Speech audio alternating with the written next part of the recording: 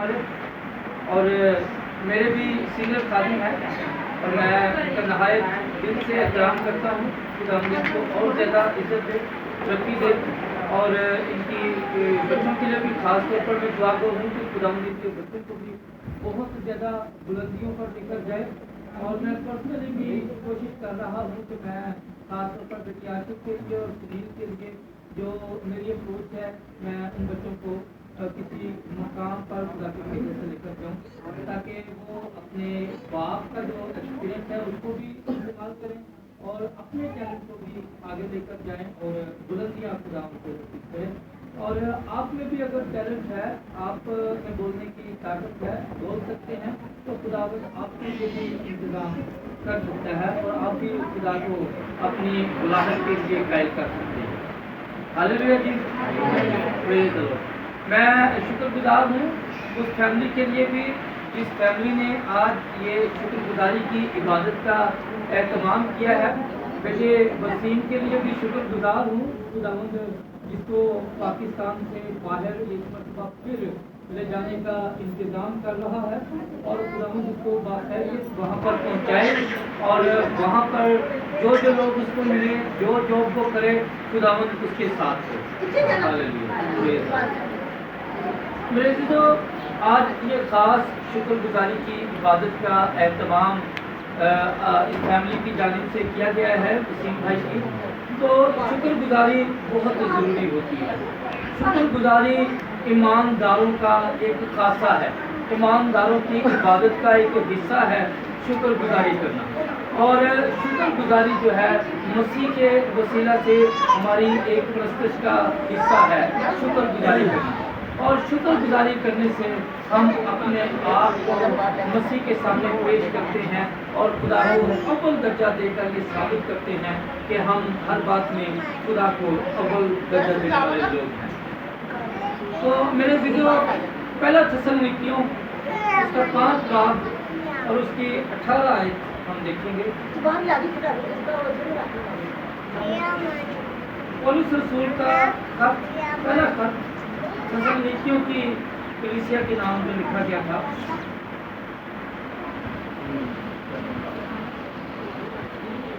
اس کا 16 آیت 5 باب کی 16 آیت. ہر وقت خوش رہو بلا ناغہ دعا کرو ہر ایک بات میں شکر گزاری کرو کیونکہ مسیح یسوع میں تمہاری بابت خدا کی یہی مرضی ہے. میرے عزیزو یہ تسلونیکیوں کی کلیسیا کو پولس رسول یہ بات کر رہا ہے کہ ہر بات میں خدا کا شکر کرو لیکن شکر کرنے سے پہلے 2 باتیں وہ بیان کرتا ہے کہ شکر گزاری کرنے سے پہلے یہ 2 باتیں بھی آپ میں ہونا ضروری ہے ورنہ آپ کی شکر گزاری قابل قبول نہیں ہے. ایک تو خوش رہنا ہر وقت خوش رہیں پریشانیوں کو اپنی خوشی میں حائل نہ ہونے دیں کسی قسم کے دکھ کو اپنی خوشی میں حائل نہ ہونے دیں اور کسی قسم کے حسد نفرت غیبت کی اسپرٹ کو اپنی خوشی میں حائل نہ ہونے دیں. خوش رہیں دل سے خوش رہیں. آپ خوش ہوں گے تو آپ کسی کے لیے خوشی کے ساتھ دعا کرنے کے قابل ہوں گے. آپ خوش ہوں گے تو آپ میں حسد کی اسپرٹ نہیں ہوگی. آپ خوش ہوں گے تو آپ میں نفرت کا بیج بونے کے لیے کوئی نہیں آ سکے گا کیونکہ جب آپ خوش ہوں گے تو کوئی چیز آپ میں نفرت کا بیج بونے کے قابل رہ نہیں جائے گی. شرط ہے کہ آپ کا خوش ہونا ضروری ہے. اگر آپ خوش نہیں ہیں کسی کی کامیابی سے خوش نہیں ہیں تو آپ کی شکر گزاری قابل قبول نہیں ہے. آپ کسی کے اونچے عہدے پر پہنچنے پر خوش نہیں ہیں تو آپ کی شکر گزاری قابل قبول نہیں ہے. اگر آپ کسی کے لیے طویل دھاگے کرنا اپنا فرض سمجھتے ہیں تو آپ کی شکر گزاری قابل قبول نہیں ہے. آپ کسی کو دیکھ رہے ہیں کہ یہ کھاتا پیتا ہے اور اس کے لیے اپنے دل میں جلسی لیے ہوئے ہیں تو آپ خوش نہیں ہیں. اس کا مطلب ہے کہ آپ شکر گزاری کرنے کے قابل نہیں ہیں. شکر گزاری کرنے کے لیے سب سے پہلی بات آپ کا خوش ہونا دل سے خوش ہونا بہت ضروری ہے اور دوسری بات آپ کا بلا ناگا دعا کرنا شکر گزاری کے لیے شرط ہے. آپ بلا ناگا دعا کرنے والے ہوں تاکہ جب آپ شکر گزاری کریں تو خوش ہونا اور دعا کرنے کا عنصر اس شکر گزاری میں مکس ہو اور وہ شکر گزاری خدا تک پہنچنے کے قابل بن جائے. بلا ناگا دعا کرو. دعا بھی ہماری تب قبول ہوگی جب ہم خوش ہوں گے. جب ہم خوش ہوں گے تو ہم کسی کے لیے کہہ سکتے ہیں خدایا اس کے لیے اچھی جاب پرووائڈ کر, خدایا اس کے لیے اچھی اولاد نصیب کر, خدایا اس کا رشتہ اچھی جگہ کر دے, خدایا اس کے لیے یہ اچھا کام کر دے. یہ تب ہوگا جب ہم خوش ہوں گے اور کسی کے ساتھ خوش ہو کر ہم اس کے لیے دعا کریں گے. تب ہماری دعا اور شکر گزاری خدا کے ہاتھ قبول ہوگی. شکر گزاری ہم میں سے ہر ایک کرنا چاہتا ہے لیکن کرتا نہیں ہے. ہم کیا کرتے ہیں کہ ہم کہتے ہیں کہ لو دیا کہ میں اپنی محنت نہ سب کچھ بنایا, خدا نے تو میرے نہیں دیتا ہے. تو میں دن رات خون پسینہ ایک کر کے ایسا ساری شے بنائی ہے, خدا نے میرے نہیں دیتا تو میں کیوں خدا کی شکر گزاری کرا. لوگوں نے میرے شکر گزار ہونا چاہیے جنہوں نے کام نہیں کریں گے. ایویں اسی اکثر کہتے ہیں کہ میرا بڑا پیو دادا, میرا بھیا, میرا چاچا تایا ایسے ہوتے تھے میں کام کروایا, کسی نے نہیں کہ میں نے کیا. بڑا ڈاکٹر نے پیسے دیتے سی انہیں علاج کیا, میرے پیسے نے کام کیا, خدا نے میری زندگی کام نہیں کیا. کسی کیس میں پھنس گیا میں وکیل کو پیسہ بڑا روڑیا ہے اس واسطے کیس کا فیصلہ ہوا ہے. اسی کہنے خدا نے کچھ ساری زندگی کیا ہی نہیں, پھر شکر گزاری کی روح بھی ساری پیدا نہیں. شکر گزاری کرنے کا مطلب ہے کہ ہم اول درجہ خدا کو دے رہے ہیں. ہمارا خاندانی مسئلہ ہے, ہمارا برادری کا مسئلہ ہے, ہمارا معاشرے کا مسئلہ ہے, کوئی بھی مسئلہ ہے, ہم اول درجہ خدا کو دیتے ہیں. ہم خداوند کے لیے کھانے کے لیے دعا کرتے ہیں. کھانے کے لیے ہمیں خدا سے دعا کرنی چاہیے کہ خدا تیرا شکر ہے کہ تم نے ہمیں اچھا کھانا پرووائڈ کیا. ہمیں اپنی سلامتی کے لیے خدا سے ہر وقت شکر گزاری کرتے رہنا چاہیے. خدایا شکر ہے تیرا تو کرونا کے دور میں ساری دنیا مرن رہی ہے, ٹوٹن رہی ہے, سانو بھی محفوظ رکھا ہوا ہے. تیرا شکر ہے. سانو یہ بھی خدا کا شکر ادا کرنا چاہیے. سانو جب ساری دعا کا جواب مل جاتا ہے ادو بھی خدا کا شکر ادا کرنا چاہیے. اسی وہ بھی اپنے روپے پیسے وکیلا ڈاکٹر میں پا لینا کہ انہوں کی وجہ سے سارا مسئلہ ہے.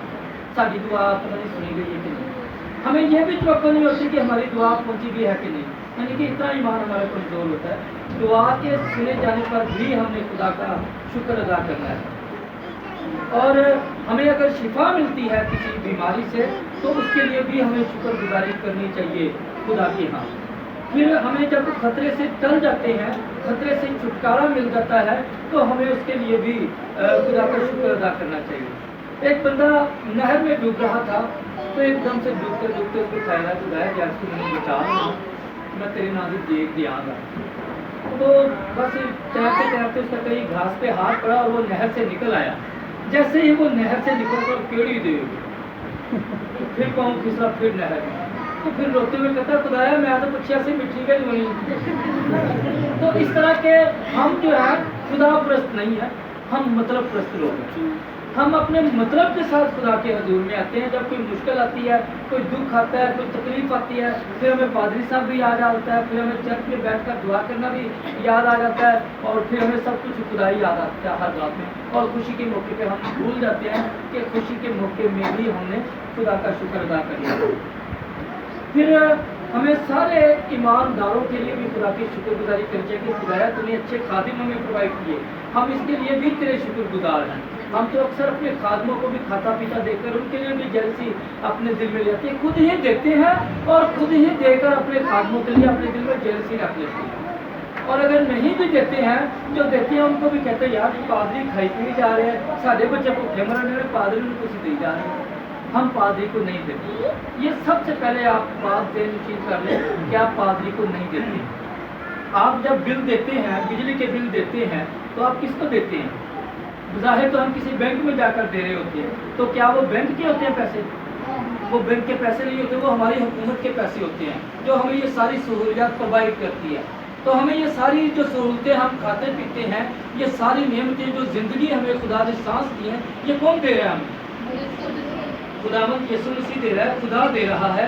तो खुदा जैसे बैंकों में हुकूमत ने अपने नुमाइंदे बिठाए होते हैं, तो ये और ये भी खुदा ने नुमाइंदे भेजे हुए हैं कि ये तुम तक आने वाली जो खतरात है वो बताने के लिए यहाँ पर मौजूद है। तो सारे जो मैं चीज़ें नेम से तुम्हें देता हूँ उनका टैक्स भी मुझे दो।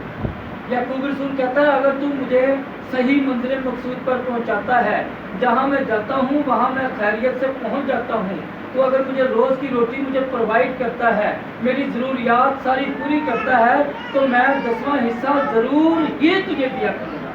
शर्त यह है कि खुदा जब हमारी ज़िंदगी में काम करता है तो फिर हम भी खुदा को देखो, तो खुदा खुद उतर के आएगा नीचे। कभी देखा किसी ने खुदा को कि खुद उतरा हो असि के खुदा को आगे चला रहा नहीं तो मैं तो किसी ने नहीं सकूँगा।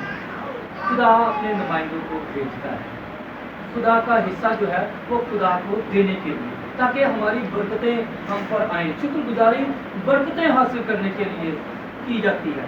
और बरकत का जो हमारा कंसेप्ट है, जो हमारे खादमीन भी बताते हैं, बरकत का कंसेप्ट ये बताते हैं तुम 5 रुपये दोगे तो तुम्हें 10 रुपये मिलेंगे, तुम 10 रुपये दोगे तो तुम्हें 20 रुपये मिलेंगे। तो हमारे जो बचगाना ज़हन होते हैं वो फिर कहते हैं यार 10 रुपये भी देते रहते हो, बिल देना सी, वो बिल भी नहीं देता गया तो 20 रुपये भी को नहीं मिले। मेरे पादरी ने क्या सी कि 10 रुपये दोगे तो 20 रुपये मिलेंगे।